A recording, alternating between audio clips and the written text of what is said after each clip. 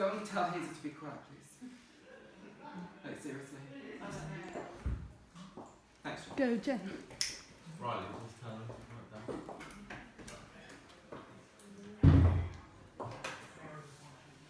I love you. I love you too.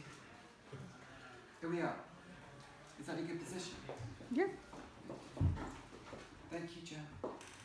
Okay, so I'm just going to read from a script, and then they've got like a few words. But I haven't really prepared this, because I spent the whole day trying to get my printer to work, which I just got. Okay, so Rosemary continued. Once Mr. Hutchins came to visit me. It was a time I had this pain. I was suffering so much.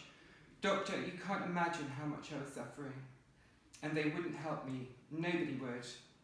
They were giving me a drink with tannis root. Also a witch stuff, tannis root. So Hutch came and immediately saw something was wrong. He knew about witches, you see. Suddenly Guy rushed in with his makeup still on, which he never did. They must have caught him to get home and steal one of Hutchins' belongings. So he did. He took his glove and they cast a spell on him too, put him in a coma. 3 months later he died. Maybe all of this is coincidence, but one thing is certain. They have a coven and they want my baby. Dr. Hill, it certainly seems that way. Rosemary shut her eyes and almost cries with happiness, but Dr. Hill believes her. She opens her eyes and looks at him, calm and composed. Dr. Hill had moved behind the desk and is writing. Rosemary was clutching the chair arms, relaxes her hands and dries her palm on her dress. Rosemary, I was afraid you wouldn't believe me. I don't believe in witchcraft, but there is plenty of maniacs and crazy people in the city. The doctor's name is Shand, you say? No, Dr. Shand is one of the group. The doctor's name is Saperstein, Abraham Saperstein. Yes, do you know him? I met him once or twice. Looking at him, you'd never think he's never in a million years. Putting down his pen. Would you like to go into Mount Sinai right now? This evening? I'd love to. Is it possible? Difficult, but we'll try. I want you to lie down and get some rest. I'll see what I'll do and then I'll check you over. Rosemary. Anything you've got, even a broom closet. Dr. Hill. I hope we can do better than that. Rosemary, shall I undress? No, not yet. I'll take something like half an hour on the telephone. Just lie down and rest. He switches off the light, goes outside, closes the door. There's a nice glow of evening light from behind the curtains. Rosemary puts her handbag on a chair and sits down heavily on the daybed. Rosemary sighing, God bless Dr. Hill. She shakes off her sandals and lies back gratefully. Rosemary, everything's going to be okay. And your Jenny. We're going to have this nice clean bed with no visitors and...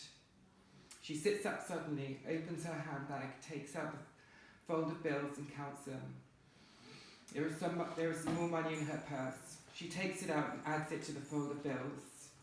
She takes the capsules out of her handbag, puts the money back in, closes it and puts it on the chair. She looks at the bottle of capsules in her hand. Rosemary, monsters, monsters.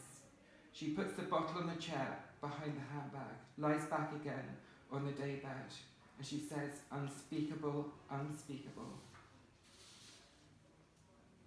Later, dusk.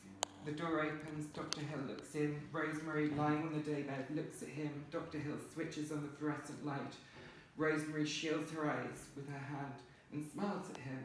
I've been sleeping, she says.